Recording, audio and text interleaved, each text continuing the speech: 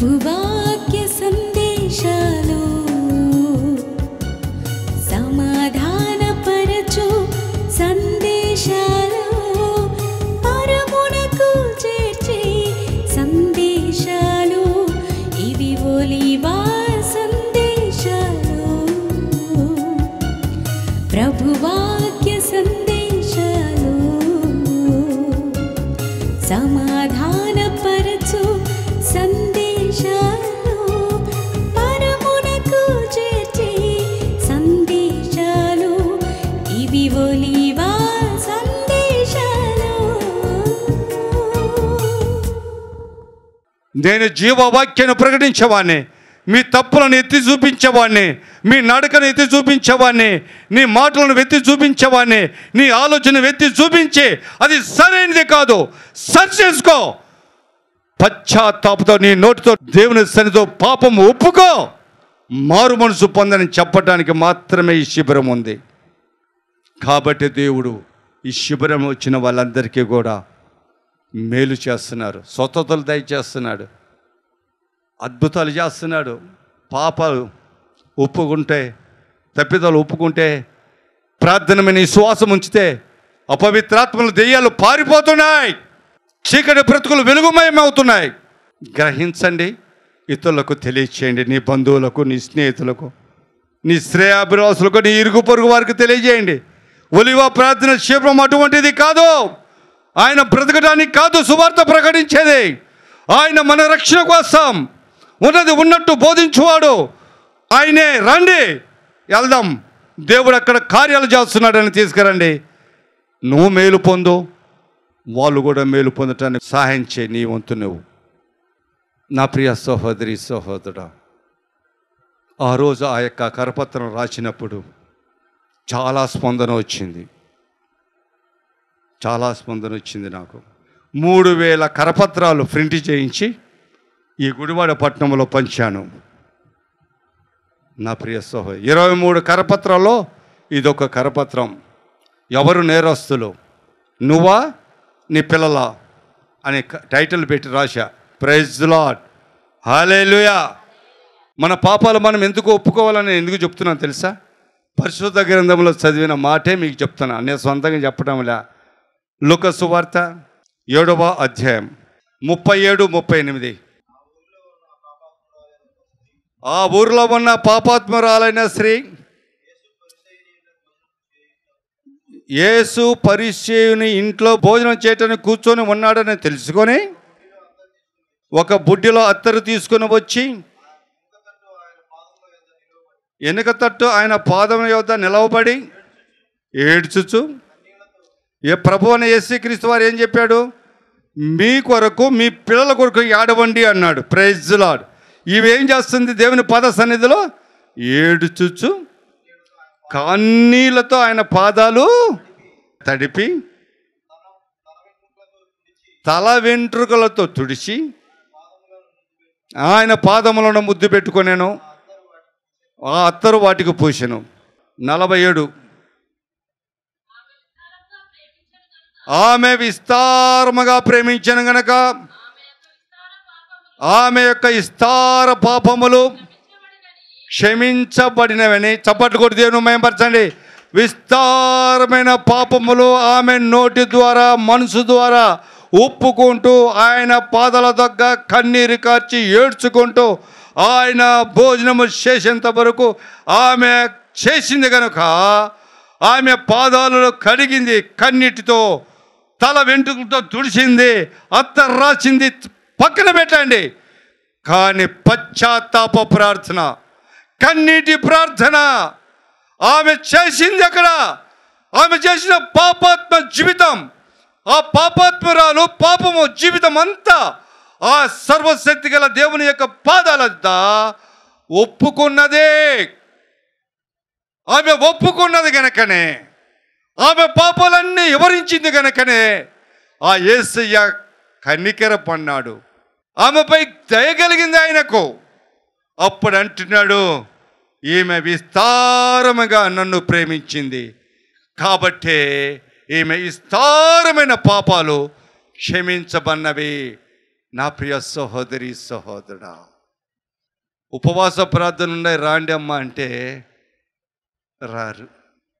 శుక్రవారం ప్రతిరోజు ఉపవాస ప్రార్థన జరుగుతుంది, రాండి ప్రార్థన చేద్దాం ఏకీభవించి, రాండి దేవుని యొక్క సన్నిధిలో మనమందరము సాగిలపడదాం రాండి అంటే రావటం లేదు.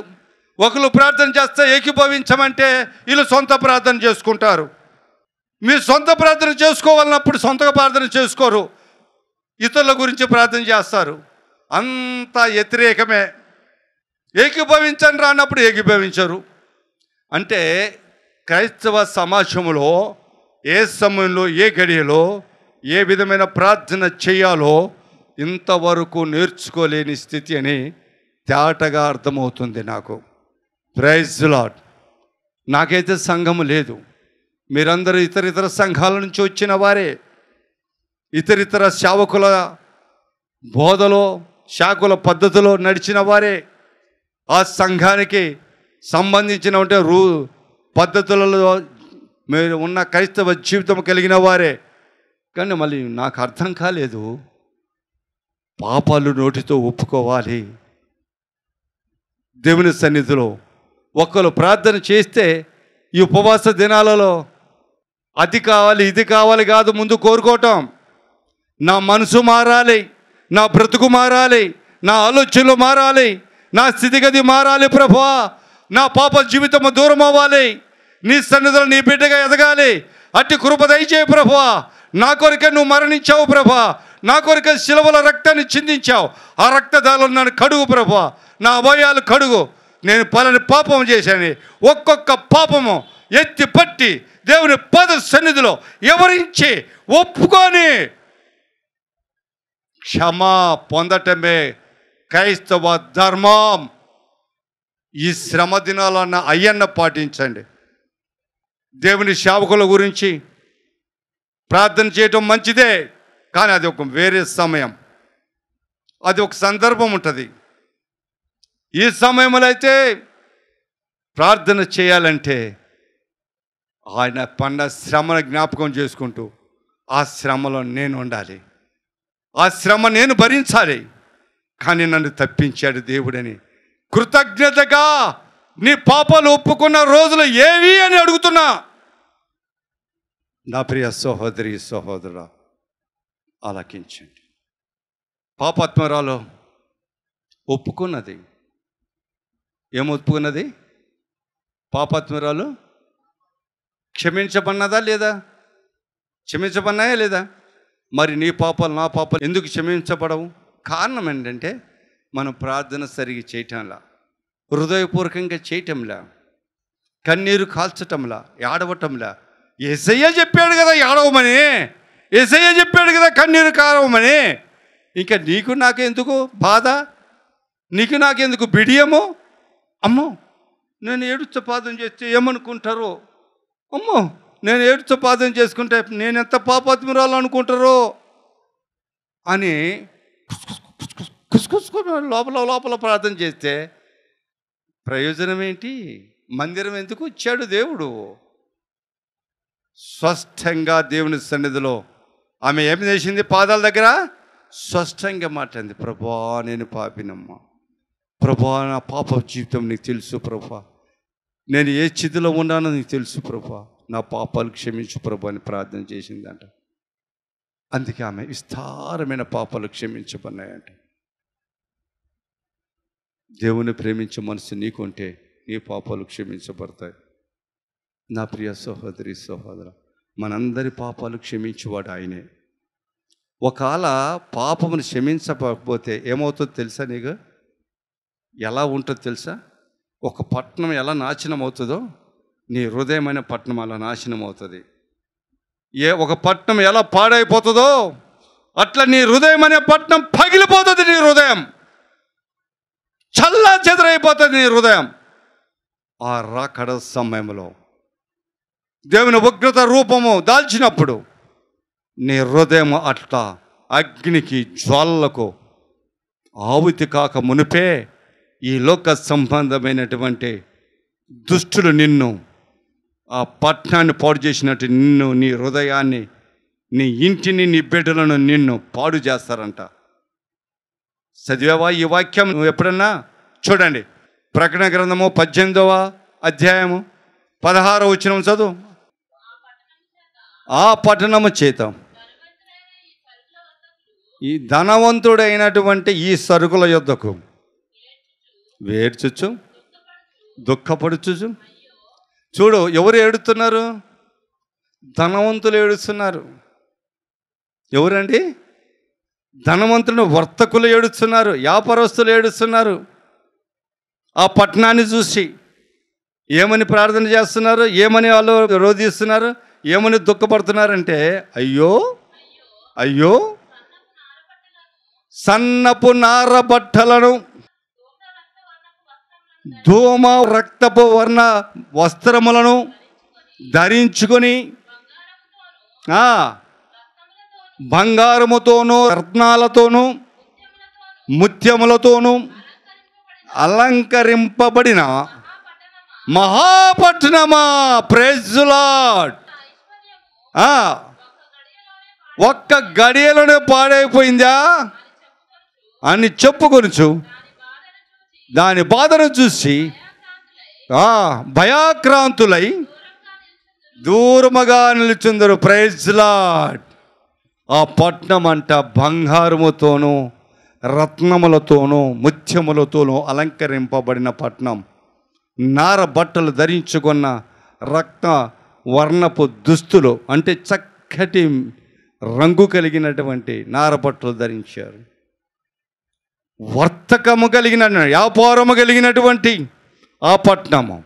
అనేక మంది వర్తకులు వచ్చి నివాసం ఉంటున్నటువంటి అనేక వర్తకులు వచ్చి వ్యాపారం చేసుకొని తిరిగి వాళ్ళ ఇళ్ళకు లేదా వారి యొక్క గ్రామాలకు వెళ్ళేటువంటి ఆ పట్టణము ఏ కొదువలేని పట్టణము గడియలోనే మటుమాయమైపోయింది.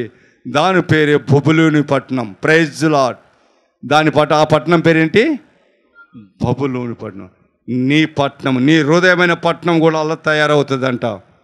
నీ హృదయమైన పట్టణం కూడా ఆ విధంగా అవుతుంది. నా ప్రియ సహోదరి సహోదరుడా, నిన్ను కాపాడేవాడు ఎవడు ఉన్నాడు? నిన్ను రక్షించేవాడు ఎవరు ఉన్నాడు? ఒకరోజు అపవాది వస్తుంది భూమి మీద. ఈరోజు తిరిగాడుతున్న ఈ అపవాది వాని మనుషుల ద్వారా నీ హృదయమును ఛేదిస్తుంది, నీ హృదయము పాడు చేస్తుంది. బంగారం అంటే దేవుని యొక్క సాక్షి అయినటువంటి దేవుని సింహాసనమైన నీ హృదయం అనే పట్టణాన్ని కోలదోస్తుంది అని చెప్పడానికి కారణమా ఆ ప్రభువారే. కారణం తెలుసా? అందుకే ఆ రోజు గడియ వస్తుందంట. ఆ గడియ వస్తుంది. ప్రసంగి గ్రంథము 9వ అధ్యాయం 14-15 వచ్చిన చదువుమా.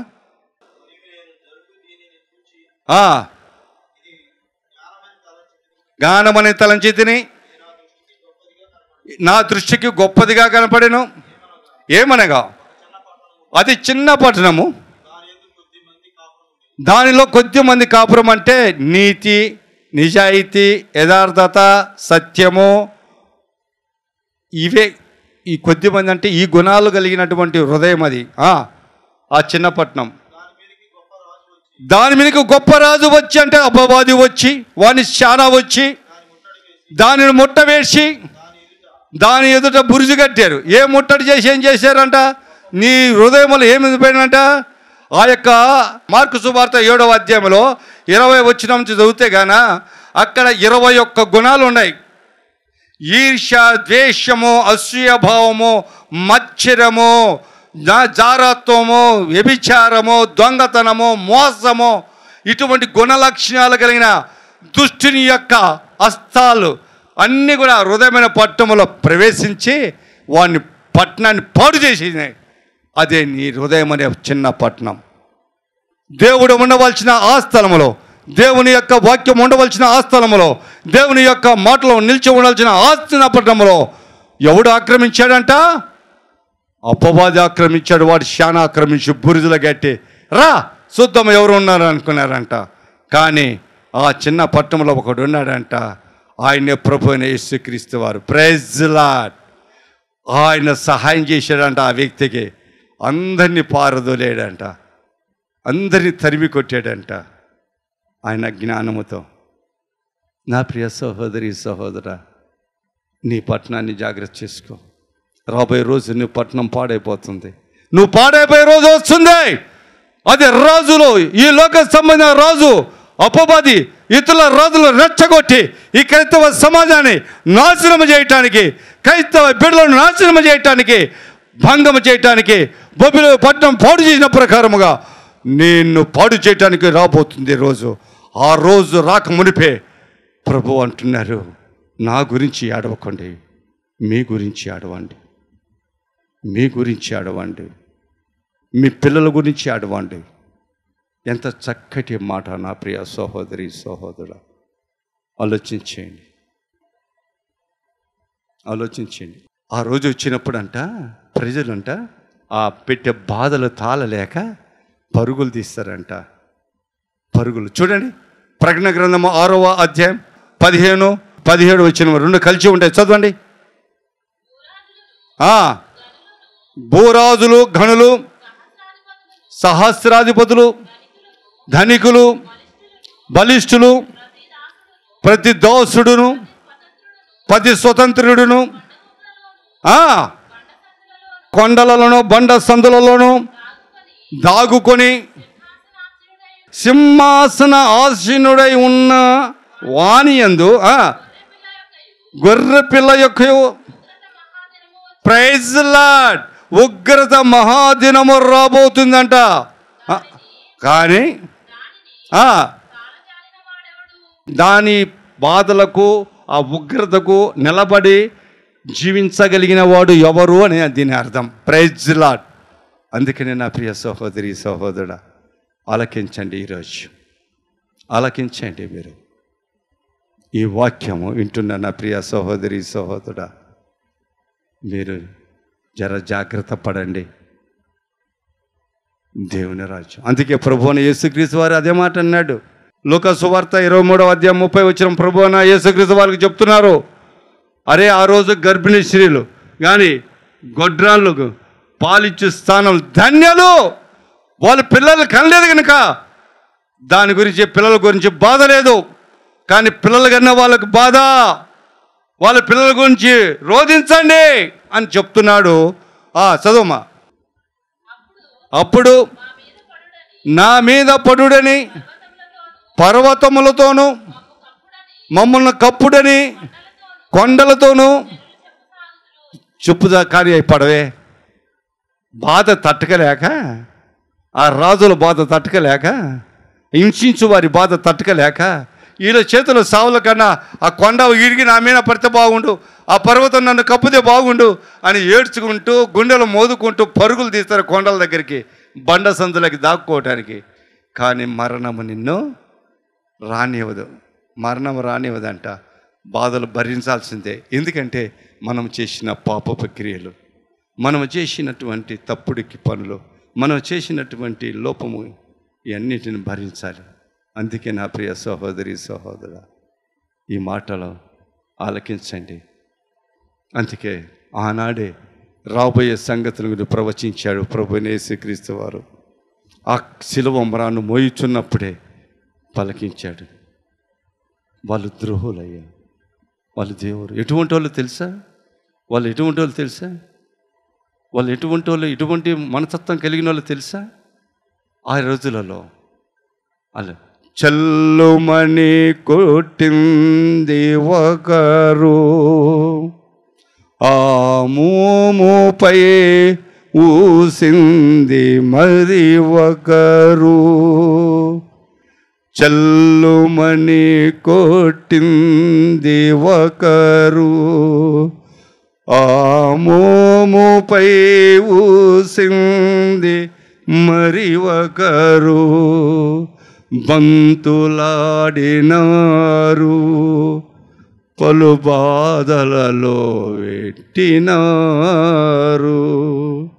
బంతులాడినారు, పలు బాధలు పెట్టినారు. ఎనుక నుంచి తన్నింది ఒకడు, ముందు నిలచి నవ్వింది మరి ఒకడు. వెనుక నుంచి తన్నింది ఒకడు, ముందు నిలచి నవ్వింది ఒకడు. గేలి చేసినారు, అపహాస్యమాడినారు. రాబోయే రోజులలో జరగబోయే సంగతులు ఇవే. సమస్త క్రైస్తవ సమాజమా, ఓ క్రైస్తవులారా, రాబోయే రోజులలో ఆ యొక్క లోక సంబంధం అపవాదికి సంబంధించిన ప్రజలు, రాజులు, అధిపతులు, అధికారులు నిన్ను ఇలాగే ఆ రోజు యేసయ్యను ఏ విధంగా చేశారో నిన్ను కూడా ఇలాగా చేస్తారని. అందుకే మీరు ప్రార్థన మూర్ఖంగా ఉండండి, నీ పాపాలు ఒప్పుకోనండి. ఆ హింస భూమిని రాక మునిపే మధ్యాకాశంలో ఎత్తబడిలాగా మీరు సిద్ధపాటు కాండి అని దేవుడు హెచ్చరిస్తున్నాడు తెలుసా. గేలి చేసినారు, అపహాస్యమాడినారు. దాహమని అడిగింది ప్రేమ, చేదు దాహాన్ని ఇచ్చింది లోకం. దాహమని అడిగింది ప్రేమ. నా ప్రియ సహోదరి సహోదరుడా, నువ్వు క్రైస్తవ ధర్మము కలిగిన కుమార్తెవు, పరిశుద్ధ గ్రంథము చదివిన కుమార్తెవు, పరిశుద్ధ గ్రంథాన్ని వంట పట్టించుకున్న కుమార్తెవు, కుమారుడిపై నువ్వు ఇతరులను ప్రేమిస్తుంటే వారు ఆ ప్రేమకు ప్రతిగా నీకేమిచ్చినారు తెలుసా? కొరడా దెబ్బలు. ఆ ప్రేమకు ఫలితగా చంప దెబ్బలు, ముఖం మీద ఉమ్మియటము, గేలి చేయటము, తన్నటము. ఇది నీకు అనుభవం పూర్వకంగా తెలియబోతుంది రాబోయే రోజులలో. చిరకనిచ్చినారు, బరసతో గుచ్చినారు. చిరకనిచ్చినారు, బరిషతో గుచ్చినారు. ఆ రోజు రాబోయే రోజులలో నీ కళ్ళ ముందే నీ కుమారులు, నీ కుమార్తెలు వారి యొక్క కత్తులకు, వారి యొక్క ఈటలకు బలి అవుతుంటే నువ్వు రొమ్ము కొట్టుకొని ఏడవటం తప్ప నువ్వు ఏమి చేయలేని నిస్సాయపరులు. ఓ క్రైస్తవ సమాజమా, ఓ క్రైస్తవులారా, మేల్కొనండి. ఈరోజు ఈ వాక్యం వింటున్న నా ప్రియ సహోదరి సహోదరుడా, జర జాగ్రత్త పడి నీ పాప క్షమాపణ ఒప్పుకోండి. నీ బిడ్డల గురించి ఏడవండి, నీ గురించి ఏడిసి సమాజంలో ఒక నిజ క్రైస్తవుడిగా, ఒక నిజ క్రైస్తవురాలిగా నీ కుమార్తెను సిద్ధపాటు చేయి. నీ తర్వాత వారు దేవుణ్ణి ప్రచురించేవారుగా, నీ తర్వాత వారు దేవుని మైమరిచే బిడ్డలుగా ఉండటానికి నువ్వు నడుము బిగించమని దేవుని పెట్ట మనవి చేస్తూ ఉన్నాను.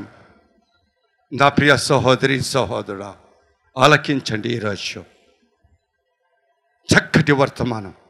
అమ్మా, నా గురించి ఆడవకండి, మీ గురించి, మీ పిల్లల గురించి ఆడవండి. రాబోయే రోజుల్లో జరిగిపోయే సంఘటన మీ కళ్ళ ముందు ఉంచాను. ఏమి జరగబోతుందో, ఎలా ప్రవర్తిస్తారో ఆ దుష్టులు, అపవాది మనుషులు మీ కళ్ళ ముందు ఉంచాను. గ్రహింపగలిగిన వారైతే గ్రహించండి, తెలుసుకోగలిగిన వారైతే తెలుసుకోండి. పాప క్షమాపణ అడిగి దేవుని సన్నిధిలో దేవుని బిడ్డగా ముద్రించబడండి. దేవుడి ఈ మాటలు దీవించి ఆశీర్వదించును గాక. ఆమెన్, ఆమెన్. Praise the Lord. హల్లెలూయా. ప్రార్థన. సర్వోన్నతుడా, సర్వశక్తి గల దేవా, మిక్కిలి ప్రేమ గల తండ్రి, మీకు వేలాది వందనములు, స్తుతులు, స్తోత్రాలు ప్రభా. నాయనా, ఇప్పటి వరకు ప్రభా నీ బిడ్డలతో మీరు సూటిగా స్పష్టంగా మాట్లాడినందుకు మీకు వేలాది వందనములు, స్తుతులు, స్తోత్రాలు. ఎన్నో వేల సంవత్సరాల క్రితము సకల ప్రజల పాప పరిహారార్థం నిమిత్తము, జన్మ పాపమును తప్పించటానికి, నా ప్రభా కర్మ పాపాలు ఒప్పుకున్న వారి నుంచి విముక్తి చేయడానికి మా కొరకు శిలవ యాగము పొందావు.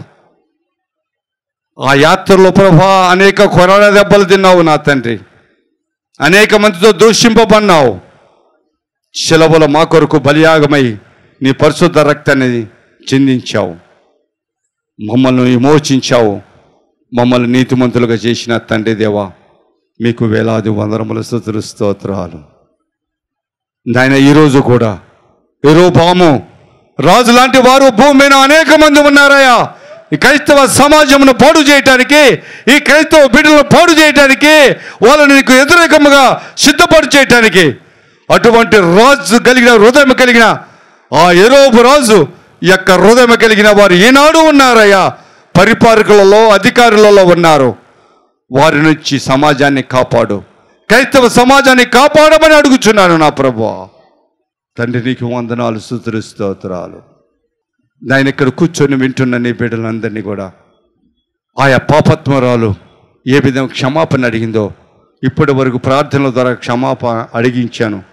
మళ్ళీ వాళ్ళు హృదయపూర్వకంగా ఇప్పుడు ప్రార్థన చేస్తుంటే ఎగుబడిస్తుండగా వారి పాపాలను క్షమించండి నాయనా. పాపాత్మురాలు పాపాన్ని క్షమించిన దేవా, వీరి పాపాలు క్షమించండి.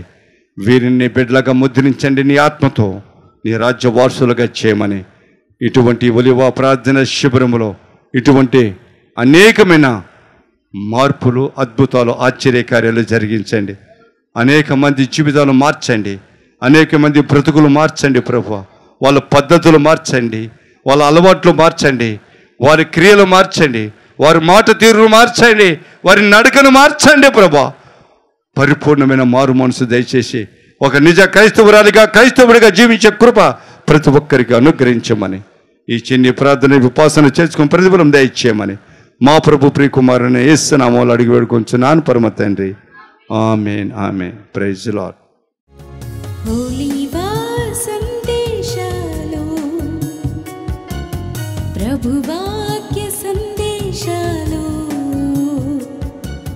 సమాధానపరచు సందేశాలు, పరమునకు చేర్చే సందేశాలు, ఇవి ఒలివ సందేశాలు, ప్రభువాక్య సందేశాలు, సమాధాన